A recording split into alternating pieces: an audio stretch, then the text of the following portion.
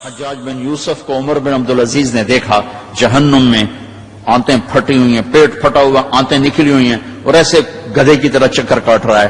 تو پوچھا کیا حال ہے؟ کہا بس ایمان کی آس پہ پڑا ہوں کہ کبھی تو اللہ جنت میں ڈال دے گا. اگر ایمان پہ خاتمہ ہو جاتا ہے اور اعمال کا ذخیرہ نہیں ہے تو اللہ کا قانون ہے جہنم. مردہ جو بتائے نا خواب میں وہ صحیح ہوتا. میرا ایک فرسٹ کزن، جیسے ذمہ داروں کے بچے ہوتے ہیں، ساری زندگی غفلت میں گزار دی، جوانی میں مر گیا. بس وہ نمازیں اس نے پڑھی جو کبھی میں کھینچ کے مسجد میں لے گیا، یا پھر عید کی 2 نمازیں، اس کے علاوہ مجھے یاد نہیں.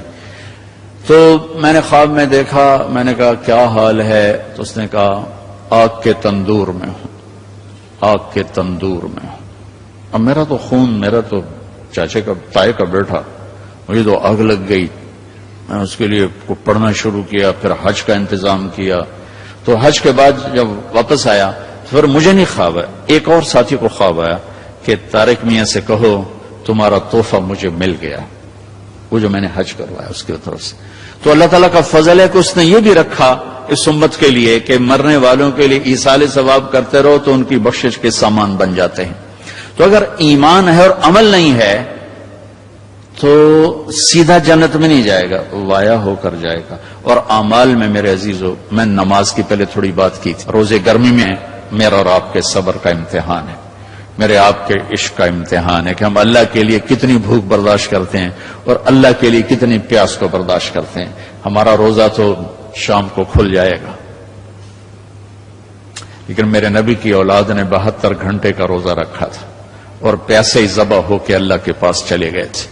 اور قیامت تک کے آنے والے انسانوں کے لیے عذر کے دروازے بند کر دیے تھے کہ وہ تو رمضان بھی نہیں تھا، پانی سامنے تھا لیکن درندوں نے پانی روک دیا. حسینی قافلے کی بات کر رہا ہوں. اور چھوٹے 2 سال کے معصوم بچے سے لے کر حسین عالی مقام تک سارے گھر گھرانے نے 72 گھنٹے نہ پانی کا قطرہ نہ روٹی کا لقمہ، اور اسی بھوک پیاس میں اللہ کی بارگاہ میں حاضر ہو گئے اور امت کو پیغام دے گئے. عاشق ہوں میں عشق کماں میں دل رکھیں وانگ پہاڑاں ہو، سہ بدیاں ہزار علامیں کر جانے باغ بہاراں ہو. منصور جے چک سولی دیتے جڑے واقف کل اسراراں ہو. سجدیں سر چائیں نبا ہو توڑے کافر کہن ہزاراں ہو. عاشق سوئی حقیقی جڑا عقل معشوق دے مننے، سر نو جوڑے تے مکھ نہ موڑے پمیں 100 تلواراں کھنے. سچا عشق حسین علی دبا ہو سر دیتے تے راز نہ بھننے. یہ پیغام دے کر گئے. ابھی میرا چھوٹا سا ٹیسٹ ہوگا، صبح سے شام تک 13, 14, 15 گھنٹے کا روزہ ہوگا. اللہ دیکھے گا میرے لیے کتنا کو برداشت کرتا. تو اللہ نے ہمیں اپنی بخشش اپنے خزانوں سے دلانے کے لیے نماز دی، روزہ دیا، زکوٰۃ دی، حج کے اعمال دیے. حج زندگی میں 1 دفعہ، زکوٰۃ سال میں 1 دفعہ، روزہ سال میں 1 مہینہ، اور نماز دن میں 5 دفعہ. اور آپ نے فرمایا کہ میری آنکھوں کی ٹھنڈک نماز ہے. اور اللہ نے آسمان پہ بلا کے 50 نمازیں دی. 50. اللہ کو پتا ہے 5 دینی ہے، اللہ کو پتا ہے انہیں 5 نہیں پڑھنی ہے، 50 کی تو پڑھنی ہے، ٹھیک ہے، نہیں اللہ 50 دے رہا ہے. اور میرے نبی کا مقام رضا ہے، تسلیم ہے. میرے نبی نے نہیں عرض کی یا اللہ اب یہ 50 کیسے پڑھیں گے؟ کہ ٹھیک ہے میرے رب میں راضی ہوں. واپسی ہو گئی. جب اللہ میں نے یہ کہیں پڑھا نہیں واضح کر دوں، لہٰذا میری بات غلط بھی ہو سکتی ہے 100%، اور ٹھیک ہونے کا بھی امکان موجود ہے. کہ جب اللہ پاک نے دیکھا کہ میرا نبی تو تسلیم اور رضا پہ وہاں پہنچ گیا ہے کہ سوال ہی نہیں کیا کہ یا اللہ انہیں 50 کتوں پڑھنی ہے، تو انہوں نے موسیٰ علیہ السلام کو آگے کھڑا کر دیا. ہوگا. میں اس لیے کہتا ہوں کہ میرے پاس اس کا کوئی ثبوت نہیں، میرا اپنا ذاتی ایک ذوق. آگے 6 آسمان پہ موسیٰ علیہ السلام کھڑے تھے. یا رسول اللہ ملاقات کیسی رہی؟ کہ بڑی اعلیٰ. کیا ہوا؟ کہ 50 نمازیں. میں نے کہا تو کیا پڑھنی ہی لے، واپس جاؤ تھوڑیاں کراؤ. اب یہ 6 آسمان، یہ 7واں، یہ سدرۃ المنتہا، یہ فاصلے کوئی نہیں جانتا اللہ کے سوا، بے شمار ہیں، لیکن یوں طے ہو رہے تھے، لیکن فاصلہ تو ہے.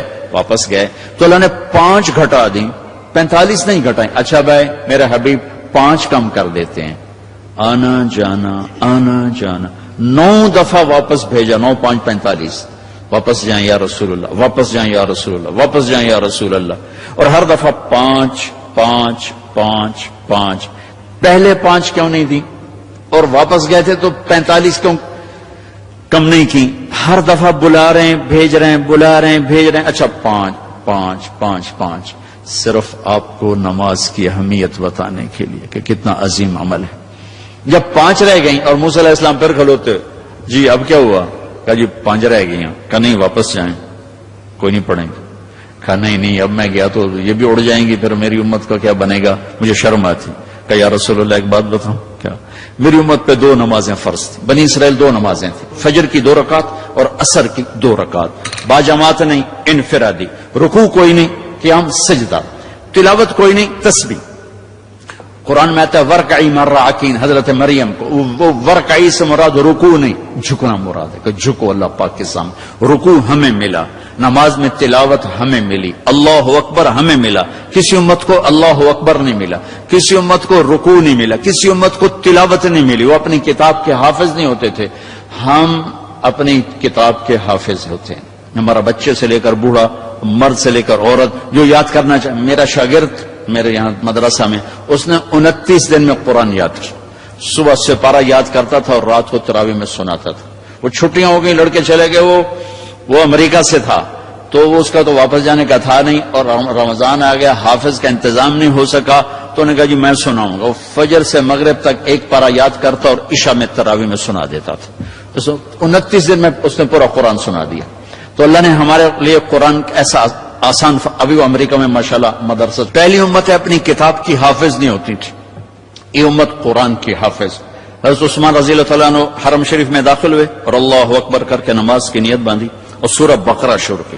عبد الرحمن تیمی پاس بیٹھے تھے، وہ کہنے لگے بھلا دیکھو رکوع کہاں کرتے ہیں، تو بقرہ سے جو چلے الف لام میم ذالک الکتاب تو والناس پہ جا کے رکوع کیا، 1 رکعت میں سارا قرآن پڑھتے۔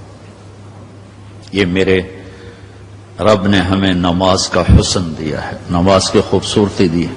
ابو ریحانہ ایک سفر سے واپس آئے تو ان کی بیگم ان کے انتظار میں، اس زمانے میں نہ کوئی موبائل نہ ٹیلی فون، تو انتظار ہوتا تھا، جو جب رات کو بیٹھنے لگے تو کہنے لگے 2 نفل پڑھ لوں پھر بیٹھیں گے۔ انہوں نے کہا پڑھ لو، اللہ اکبر۔ جو شروع ہوئے چلتے چلتے چلتے چلتے فجر کی اذان پہ جا کے 2 نفل ختم ہوئے تو کہنے لگے ابو ریحانہ اما لنا من کا نصیب، میرا کوئی حق نہیں تھا۔ کہنے لگے مجھے معاف کرنا، میں بالکل بھول گیا، مجھے یاد ہی نہیں رہا۔ کہنے لگے اللہ کے بندے، ایک کمرے میں بیٹھے ہوئے اور تم سفر سے واپس آئے ہو، انہوں نے کہا میں بھول گیا، سانو تو نمازاں تنگ کی رکھ دی، نماز دے یاد آ رہی، اور ایک کمرے میں میں تمہیں یاد کیسے نہیں آئی؟ کہنے لگے جب میں نے قرآن شروع کیا تو جنت میرے سامنے ایسی آئی کہ مجھے بھول ہی گیا کہ میں کہاں کھڑا ہوا۔ ہماری یہ نماز چاہے نہ بنے، چاہے یکسوئی والی نہ بنے، لیکن ہمیں سجدے کا حکم ہے۔ اگرچہ بت ہیں جماعت کی آستینوں میں، مجھے ہے حکم اذان لا الہ الا اللہ۔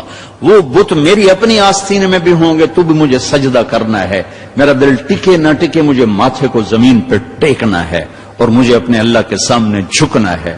تو موسیٰ علیہ السلام نے کہا 2 نمازیں نہیں پڑھ سکے، 5 کیسے پڑھیں گے؟ کہ بس جس کا نصیب ہے وہ پڑھے گا، میں واپس نہیں جاؤں گا، میں لے کے جاؤں گا۔ جب آپ چلے نیچے تو پیچھے سے اللہ کی آواز ہے، میرے محبوب ہماری تو پھر 50 ہی ہیں، آپ کی امت 5 پڑھے گی، 50 لکھوں گا۔ آپ کی امت 5 پڑھے گی، 50 لکھوں گا۔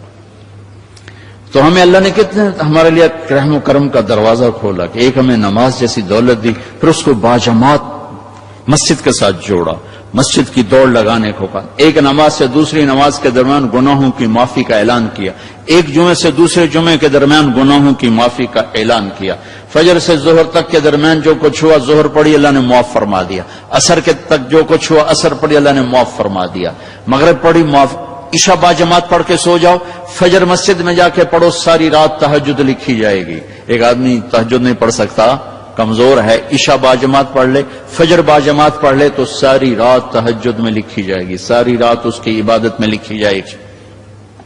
اللہ نے ہمیں عبادات میں نماز اعلیٰ درجے کی چیز دی ہے۔ نماز کے بعد روزہ ہے جو ایمان کو ذرا